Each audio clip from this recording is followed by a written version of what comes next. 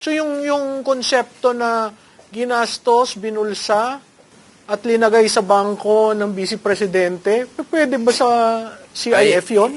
Hindi po pwede dahil doon po kung mababasa ng ano, anyway, makikita niyo po ito sa Google, i-Google nyo, no? Yung joint memorandum circular ng COA, DILG, GOCC at saka ng DND.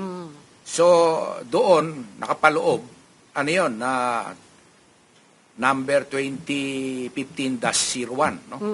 Dated January 2015, no? Makikita niyo po doon yung proseso, kaya imposible na magamit yon at maibulsa. Dahil kahit na confidential po yan, ino-audit po yan. May audit system po doon. Meron po ang chairperson ng COA, yung tinatawag na Intelligence and Confidential Fund Audit Unit. Audit unit, yeah. So meron doon na kailangan isubmit yan ng ahensya.